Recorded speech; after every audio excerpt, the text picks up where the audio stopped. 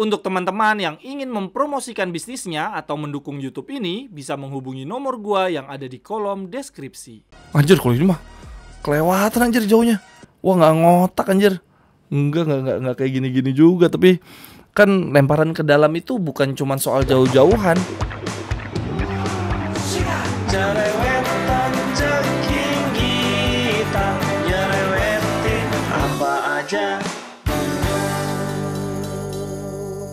Teman-teman, yang sedang kalian saksikan saat ini adalah Cerewetan Reaction, konten terbaru gua di tahun 2024. Teman-teman, gimana nih kabarnya? Semoga dalam keadaan sehat ya. Selamat berhari Sabtu. Aduh, ini adalah episode kedua dari Cerewetan Reaction. Sebetulnya di 2024 ini gue udah punya konten baru ya, namanya Cerewetan Hari Ini. Wah, ini konten yang sangat amat gue harapkan berhasil karena live setiap Senin, Rabu, Jumat pagi teman-teman, jam 7 pagi waktu Indonesia bagian Barat. Tetapi sayangnya yang nonton 5, 3 yang nonton aja, itu duanya gua dari laptop yang satunya lagi. Tapi ya sudahlah, gua akan tetap tekun nyerewetin hari ini ya. Cerewetan hari ini itu sebetulnya kontennya menarik banget karena gue nyerewetin berita-berita terhangat, terkini dari liga besar Eropa dan olahraga-olahraga populer. Salah satunya adalah gue selalu update skor tuh di pagi hari Senin, Rabu, Jumat, karena gue terinspirasi konten berita ya. Di zaman dulu tuh kan di TV7 ada apa tuh, Sport 7 pagi, ada Lensa Olahraga. Nah dulu tuh gue gak pernah bisa nonton karena pasti lagi sekolah atau perjalanan ke kantor. Nah sekarang mumpung gue lagi bisa, lagi ada waktu, gue pingin bikin konten serupa. Jadi ada Cerewetan Hari Ini Senin, Rabu, Jumat jam 7 pagi waktu Indonesia bagian Barat. Silahkan teman-teman mampir ya kalau lagi senggang.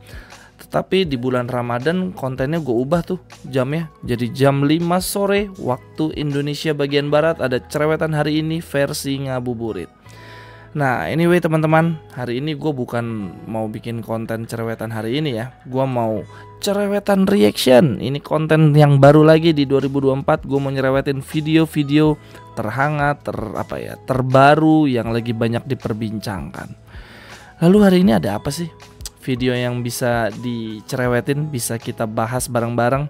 Tentu saja ini teman-teman, kemarin ya ada pertandingan Indonesia melawan Vietnam. Ini debut jersey baru kita juga. Bagus gak sih teman-teman sebetulnya jersinya? Kok kalau gue lihat bagus-bagus aja ya. Walaupun memang kalau kata orang terlalu polos, tapi ya udahlah menurut gue keren-keren aja. Memang tergantung prestasi sih. Baju bola, jersey bola mau sejelek apapun, kalau yang make akhirnya dapat gelar juara, ya nanti jersinya jadi keikut kelihatan bagus.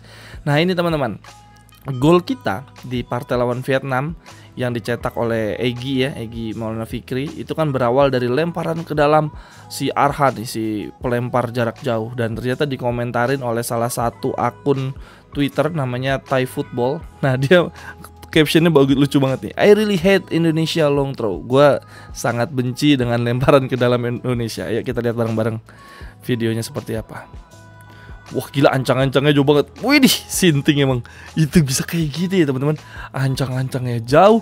Itu kayak berarti kan setengah lapangan ya. Ini di wilayah pertahanannya Vietnam, di lapangannya di area permainannya Vietnam. Terus setengahnya sendiri tuh tadi. Coba kita lihat lagi.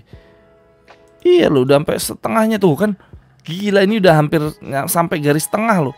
Dilempar sampai ke kotak penalti dan akhirnya ada scrumit ya.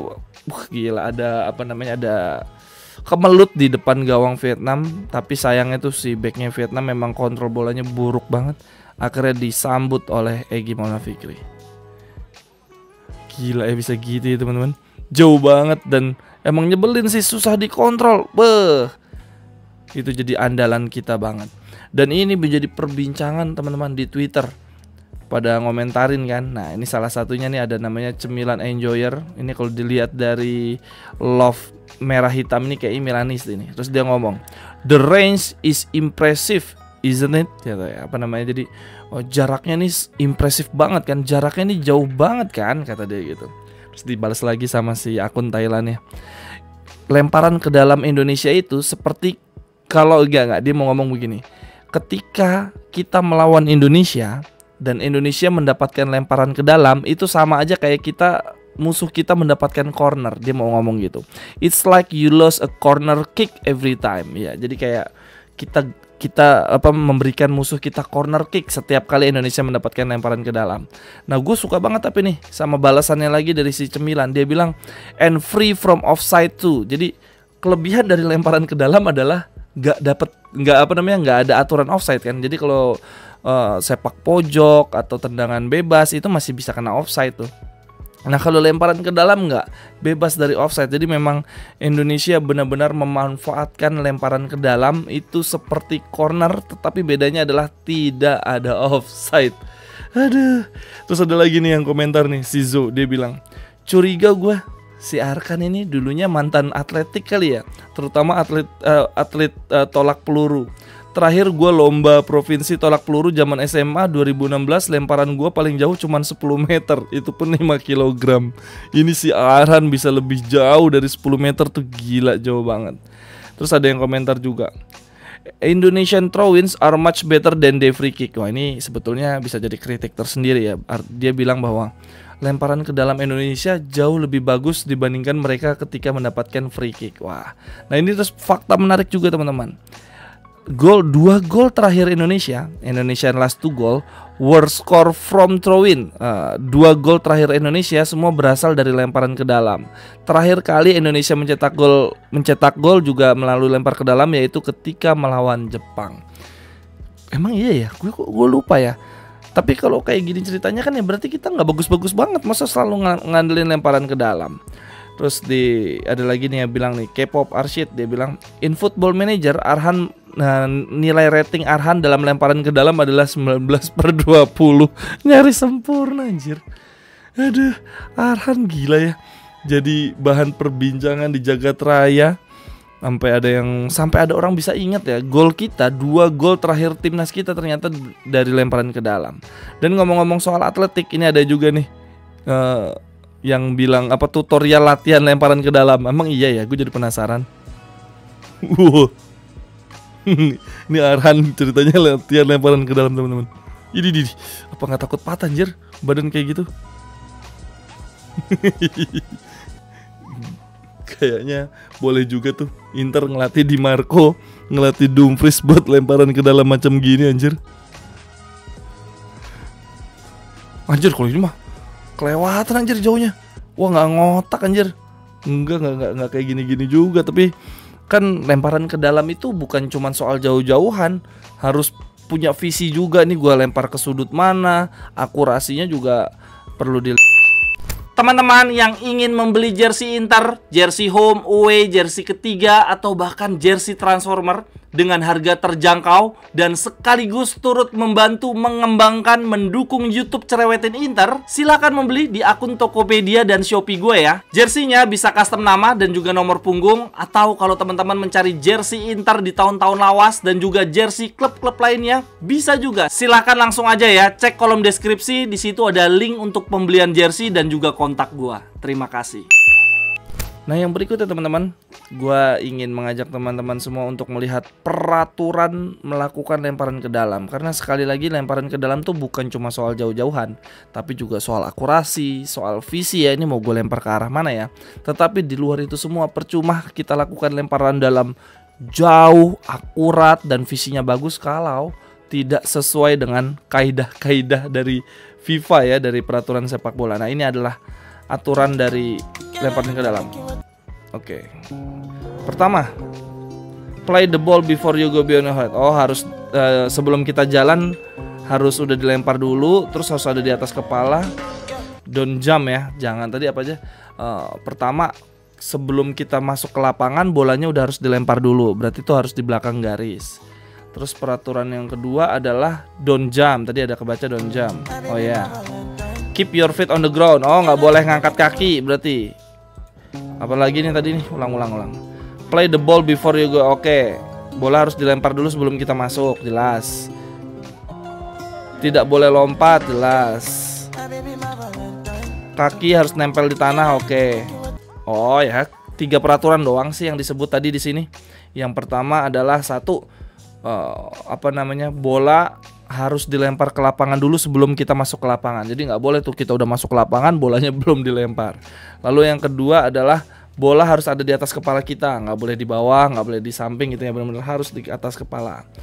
Lalu yang ketiga adalah down jump, nggak boleh sambil lompat. Dan yang keempat adalah kedua kaki harus ada di lapangan. Gampang ya teman-teman peraturannya. Jadi besok-besok bisa kelihatan tuh kalau teman-teman nonton pertandingan siapa yang ngelemparnya salah. Karena gue beberapa kali nonton Inter, gue ngelihat ya pemain Inter juga sempat salah melakukan lemparan ke dalam. Seingat gue Augusto juga pernah tuh lawan apa ya, Augusto tuh terakhir yang dia cedera tuh juga salah melakukan lemparan ke dalam. Kemudian ini video yang berikutnya apa ya, kita lihat. Lalu kemudian yang berikutnya ini apa?